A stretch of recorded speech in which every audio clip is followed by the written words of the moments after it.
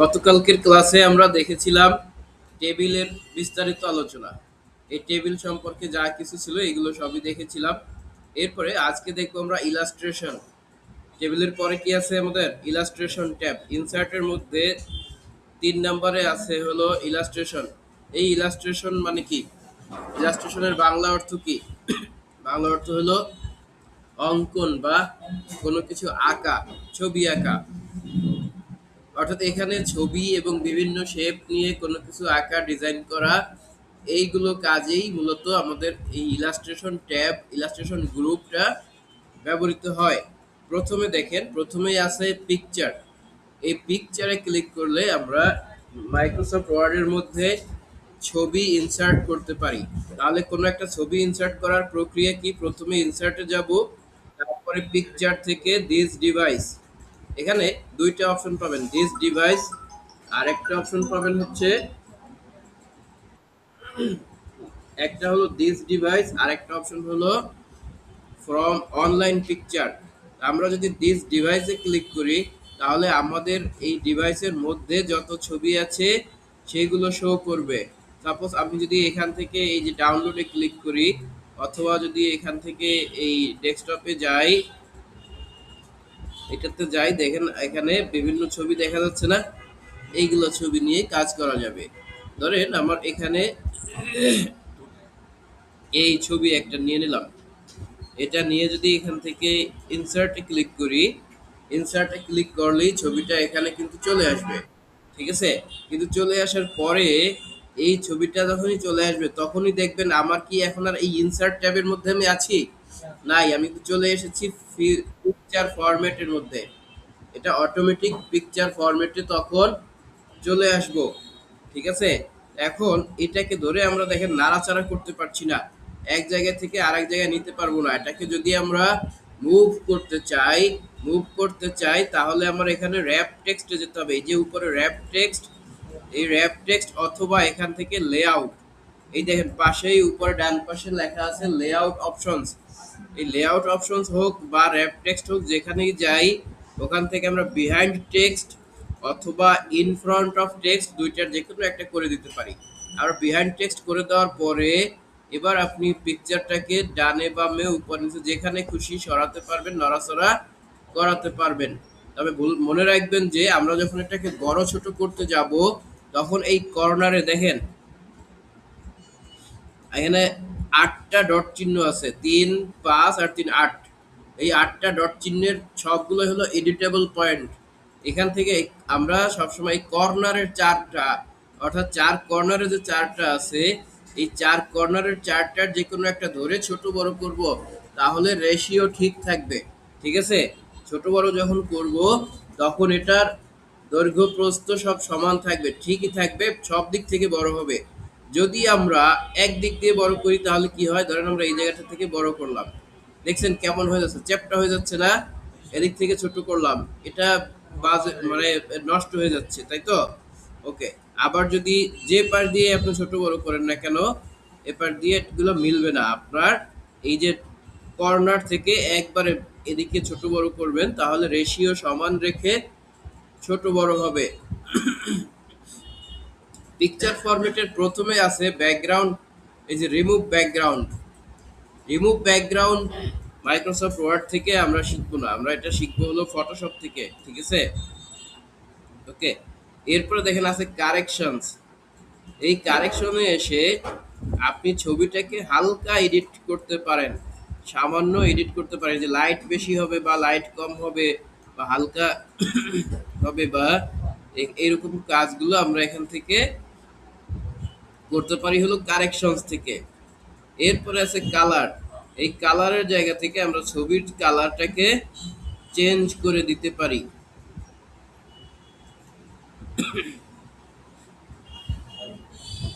বুঝে গেল? Colour change হচ্ছে না? এইগুলো হলো সেই চেঞ্জ কালার। এরপরে আছে, আর এরপরে এই যেটা আছে এটা হলো একটা ইফেক্ট দেওয়া যায় এখান থেকে। ধরেন এরকম কিছু ইফেক্ট এখানে বাই ডিফল্ট যতটুকু দেওয়া আছে ওইগুলোই। ঠিক আছে? এই ধরনের কিছু ইফেক্ট যদি আপনি দিতে চান সেক্ষেত্রে আপনি এখান থেকে এই ইফেক্টটা ইউজ করতে পারেন। এরপরে আছে দেখেন কম্প্রেস পিকচার। এই কম্প্রেস পিকচার, এরপর আছে চেঞ্জ পিকচার। দেখেন কম্প্রেস পিকচারে আসলে কি কাজ, এই পিকচারটাকে একটু ছোট করবে, বুঝছেন, একটা জায়গার মধ্যে, নির্দিষ্ট জায়গার মধ্যে কাজ করবে। তবে এইটা আমাদের এখন এইখান থেকে প্রয়োজন নাই, এই পিকচার কম্প্রেশন আমরা অন্য জায়গা থেকে করবো, ঠিক আছে। এরপর দেখেন আছে চেঞ্জ পিকচার। এই অন্য জায়গা থেকে কেন করব, কারণ এখানে চেয়ে অন্য জায়গায় আমরা ভালো কাজ করতে পারবো, এখানে খুব একটা ভালো ফলাফল পাওয়া যাবে না। ওকে, নেক্সট দেখেন আছে এখানে চেঞ্জ পিকচার। এই চেঞ্জ পিকচার ক্লিক করলে কি হবে, এই পিকচারটা চেঞ্জ হয়ে অন্য একটা পিকচার আসবে। সাপোজ এখানে আমি দিয়ে দিলাম হচ্ছে দিস ডিভাইস। এই দিস ডিভাইস দিয়ে ক্লিক করলে, ধরেন আমি এখানে অন্য একটা ছবি দিতে চাই, এইটা দিতে চাইলাম, এটা দিয়ে ইনসার্ট করে দিলাম, তাহলে এই ছবিটা এখানে চলে আসলো। আবার কন্ট্রোল জেড দিলে কি হবে, আগের পর্যায়ে এটা চলে যাবে। এরপর দেখেন রিসেট পিকচার। এই রিসেট পিকচারে ক্লিক করলে এখানে একটা ড্রপ ডাউন আছে, দেখেন রিসেট পিকচার অ্যান্ড সাইজ। এটাতে ক্লিক করলে এখানের সাইজটা আগে যেরকম ছিল ওইরকম হয়ে গেছে, আর কিছু না। এরপরে দেখেন এই ডান পাশে আরেকটু আসলে এখানে হলো পিকচার স্টাইল। এই পিকচার স্টাইল থেকে আপনি কয়েকটা ফ্রেম আপনি এখানে দিতে পারেন, ঠিক আছে। কয়েকটা অল্প কিছু ফ্রেম আছে, যেই ফ্রেমগুলো আপনি পিকচারের মধ্যে অ্যাপ্লাই করতে পারবেন। আচ্ছা, নেক্সট অপশন দেখেন এখানে আছে পিকচার বর্ডার। এই পিকচারে যদি একটা বর্ডার দিতে চান, ধরেন এখান থেকে কালো বর্ডার বা লাল নীল বর্ডার যে কোনো টাইপের একটা বর্ডার আউটলাইন দিতে চাইলে এখানে ক্লিক করবেন। আর যদি বর্ডারটাকে মোটা বা চিকন দিতে চাই, এ দেখেন এখানে সর্বোচ্চ 6 পিটি পর্যন্ত আপনি মোটা করতে পারবেন। তারপরে ধরেন আমরা এখানে 1 পিটি দিলাম সাপোজ, দেওয়ার পরে এখানে আবার যদি পিকচার বর্ডারে যাই, যাওয়ার পরে দেখেন এখানে ওয়েট আছে, তারপরে আছে ড্যাশেস। এইটাতে ক্লিক করে আপনি চারপাশের জায়গাটা এরকম ড্যাশ ডট ড্যাশ অথবা ডট অথবা সিঙ্গেল ডট, এরকম রাউন্ডেড ডট, আর এটা হলো স্কোয়ার ডট, এরকম ডট চিহ্ন দিয়ে এটাকে আপনি দিয়ে দিতে পারেন। মোর লাইন অপশনও আছে এখানে। এই যে মোর লাইন অপশনে গেলে আপনি এখান থেকে এরকম কিছু অপশন পাবেন। দেখেন এখানে ড্যাশ টাইপ, এখানে আছে কম্পাউন্ড টাইপ, আপনি কোন ধরনের কম্পাউন্ড দিতে চান। সাপোজ এরকম দিতে চাই, এরপরে এটাকে এরকম সোজা রাখতে চাই, রেখে দিলে এইরকম একটা ইফেক্ট আপনার ওখানে ক্রিয়েট হবে। যদি কালার চেঞ্জ করতে চান, এই যে কালার চেঞ্জ করতে পারবেন এখান থেকে। গ্রেডিয়েন্ট লাইন যদি দিতে চাই, দেখেন এখান থেকে এই যে গ্রেডিয়েন্ট লাইন মানে কি, একটা লাইনের মধ্যে বিভিন্ন কালার থাকবে, ঠিক আছে, অনেক কালার থাকবে, এখান থেকে দিয়ে দিলে এটা চেঞ্জ হবে এরকম। দেখেন এইটা হলো আমাদের গ্রেডিয়েন্ট লাইন, অর্থাৎ এই যে লাইনটা, এই লাইনটার মধ্যে একটা কালার না একাধিক কালার, বুঝে গেছে। এইভাবে আমরা একটা পিকচার ফরম্যাটিং করতে পারি। এই পিকচার ফরম্যাটের মধ্যে খেয়াল করেন, একটু এই পাশে ডান দিকে যদি আসি, পিকচার ইফেক্ট, পিকচার ইফেক্টের মধ্যে এখান থেকে বিভিন্ন ইফেক্ট দেওয়া যাবে। দেখেন 3D ইফেক্ট, এরকম বিভিন্ন ইফেক্ট আমরা এখান থেকে দিতে পারবো। এরপরে শ্যাডো দিতে চাইলে এরকম হালকা শ্যাডো, এখানে ডিফল্ট কিছু শ্যাডো আছে, এই শ্যাডোগুলো আমরা এখানে দিতে পারবো। দেখেন এই যে শ্যাডো দিয়েছি, এইরকম শ্যাডো দিতে চাইলে আমরা মাইক্রোসফট ওয়ার্ড দিয়েও সেটা দিতে পারবো। যদিও আমরা ফটোশপ দিয়ে এই ইফেক্টগুলো দিব। এরপরে রিফ্লেকশন, গতকালকেও আমরা কিছু রিফ্লেকশন দেখেছিলাম, এখানে রিফ্লেকশন, গ্লো, এরপরে সফটনেস, এইরকম কিছু। এরপরে আছে বেভেল,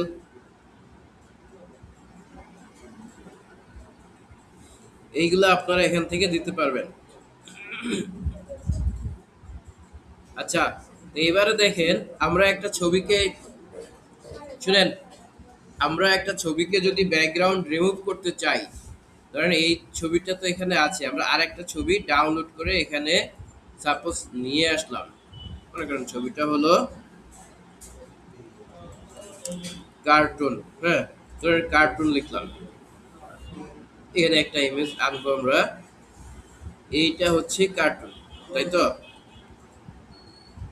ধরেন এই যে একটা কার্টুনকে পেয়েছি, এটা হলো ব্যাকগ্রাউন্ড সাধারণত ট্রান্সপারেন্ট আছে, তাই না, ট্রান্সপারেন্ট বোঝা যাচ্ছে, বাট এখানে কিন্তু ব্যাকগ্রাউন্ড আছে। এটাকে আমরা কিভাবে আনবো? বেশি হয়ে গেল।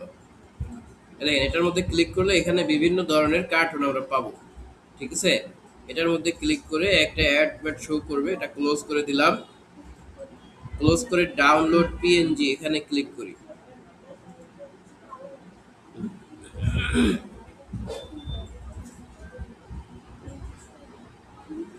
একটু সময় লাগবে, ঠিক আছে, 15 সেকেন্ড সময় নিতে চাচ্ছে, 10 সেকেন্ড।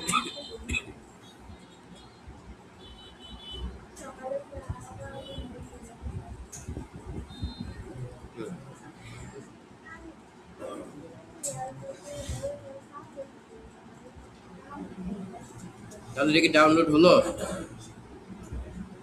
হলো না। আচ্ছা, এই যে ডাউনলোড পিএনজিতে এবার ক্লিক করে দিলাম।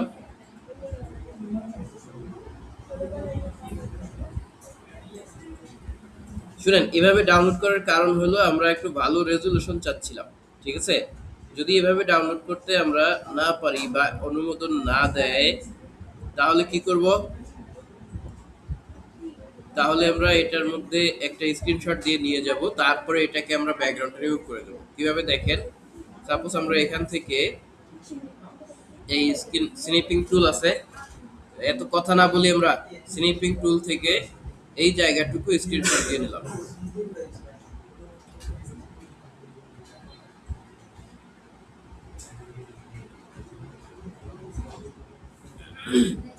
ঠিক এই যতটুকু আমার দরকার এতটুকু নিলাম। খেয়াল করেন, আজকে একটা ওয়েবসাইটের সন্ধান দিব, এই যে ওয়েবসাইটের মধ্যে ক্লিক করলে আপনি যে কোনো ধরনের ব্যাকগ্রাউন্ডকে রিমুভ করে ফেলতে পারবেন। ঠিক আছে, কিরকম? আর আপনি যদি এখানে গিয়ে নিউ ট্যাবে গিয়ে লিখবেন হলো remove.bg, কি লিখবেন? রিমুভ বিজি লিখে সার্চ করলে সামনেই একটা অপশন এরকম চলে আসলো। এটাতে ক্লিক করে এখান থেকে আপলোড ইমেজে যাবেন। আপলোড ইমেজে যাওয়ার পরে এখান থেকে এই যে কার্টুনের ছবিটা আপলোড করে দিলাম। ঠিক আছে, এইটা আপলোড করে দেওয়ার পরে দেখেন একটু অপেক্ষা করলেই এটা দেখেন রিমুভ ব্যাকগ্রাউন্ডটা চলে গেছে। ওকে, এখন আমরা এটা ডাউনলোড করে ফেললাম, ফ্রি ডাউনলোড করলাম। এটা ডাউনলোড করার পরে ধরেন আমরা এখানে ওই ছবিটাকে নিয়ে আসব। ঠিক আছে, চলে গেলাম ইনসার্টে। ইনসার্টে যাওয়ার পরে আমরা এখান থেকে ধরেন এই সেই ওই পিকচারটাকে নিয়ে আসলাম, যেটাকে আমরা এখানে ডাউনলোডে রেখেছি, তাই না?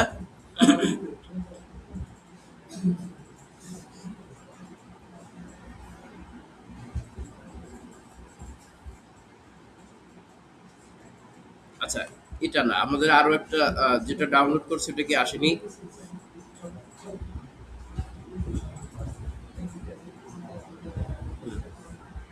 এবার এসেছে, এতক্ষণ আসেনি, আচ্ছা সমস্যা নেই। তো এখন দেখেন, এটাকে যদি আমরা এখানে নিয়ে আসতে চাই, এখানে ইনসার্টে আবার চলে গেলাম। এই খেয়াল করেন সবাই, এই যে এটার মধ্যে কি কোনো ব্যাকগ্রাউন্ড এসেছে? না আসলে আমরা এটাকে সেম আগের মতো এখান থেকে বিহাইন্ড টেক্সট করে দিলাম। তো এবারে খেয়াল করেন, এখানে এটা তো এখানে আছে, সাপোজ ধরেন এটা এই জায়গাটাতে আছে, এটা এখানে থাক। আমরা এখন কিছু লেখা এখানে নিয়ে আসব। কি করব, আমরা এখানে কিছু লেখা আমরা সাপোজ এখানে নিয়ে আসলাম, ওই আগের দিনের মতো কিছু লেখা এখানে নিয়ে আসলাম। এই যে এখন এই লেখাটার ভিতরে আমরা এই ছবিটাকে বসাবো। খেয়াল করেন, এই ছবিটা আমরা যখনই লেখার মধ্যে বসাই, দেখেন কি হচ্ছে, লেখাটার ব্যাক সাইডে গিয়ে বসতেছে না লেখাটা, ছবিটা। আমরা এই জায়গাটাকে ঠিক করতে চাই। এই জায়গাটা ঠিক করার জন্য এই ছবিটার উপরে ডাবল ক্লিক করব, অথবা এখানে ফরম্যাট, পিকচার ফরম্যাটে গিয়ে এখানে দেখেন আছে এই র্যাপ টেক্সট, র্যাপ টেক্সট থেকে এখান থেকে টাইট অপশনে ক্লিক করে দেবেন। এই যে টাইট, হ্যাঁ, এই একটা এই দুইটা, এই দুইটার যে কোনো একটা অপশনে যদি ক্লিক করে দেন, ধরেন আমরা এখানে থ্রু অপশনে ক্লিক করে দিলাম। এখন আমরা যদি ছবিটা এরকম নিয়ে আসি, দেখেন কি হচ্ছে, এই ছবিটা যতটুকু ওই জায়গাটুকু কিন্তু ফাঁকা হয়ে যাচ্ছে মাঝখান থেকে, দেখা গেল? বুঝে গেল? আমরা এরকম, হুম, জি, এই জায়গাটুকু কি হচ্ছে এখান থেকে স্পেস করে দিয়ে আমার এই কার্টুনটা ঠিক এখানে চলে আসছে। আমরা বিভিন্ন ম্যাগাজিনের মধ্যে এরকম লেখা দেখি না যে আমাদের মাঝখানে ছবি আছে বাট লেখাগুলো ওই ছবির জাস্ট পাশে আশেপাশে ছড়িয়ে আছে। সেই লেখাগুলো মূলত এখান থেকে এভাবে র‍্যাপ টেক্সট করে লেখা হয়। বুঝা গেল? এরপর দেখেন এখানে আছে ব্রিং ফন্ট ফরওয়ার্ড নামে একটা অপশন আছে। আমরা যদি এই ছবি একাধিক ছবি থাকতো তাহলে আমরা একাধিক শেপ থাকলে এটা ইউজ করব। দেখেন সেন্ড ব্যাকগ্রাউন্ড এটাতে ক্লিক করলে কি হবে ছবিটাকে আমরা একদম ব্যাকে পাঠিয়ে দিতে পারবো। ওকে, এরপরে আরেকটা কাজ আছে খেয়াল করেন। আমরা একটা নতুন একটা স্লাইড নিয়ে নিলাম। এখানে আরেকটা ছবি একটু ইনসার্ট করে এটা দেখাই।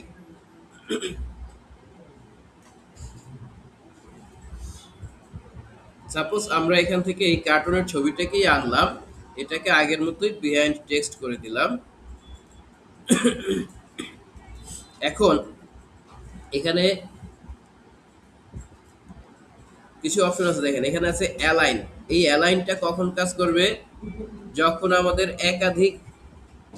একাধিক ইমেজ থাকবে তখন এটা একটার সাথে আরেকটা অ্যালাইন হওয়ার মতো কাজ করবে। কিন্তু আমরা যদি এটাকে অ্যালাইন পেজের সাথে অ্যালাইন করতে চাই, দেখেন এখানে অনেকগুলো অপশন আছে। প্রথমে আছে অ্যালাইন লেফট, এটাতে ক্লিক করলে এটা কি হলো পেজের ঠিক লেফটে চলে গেল।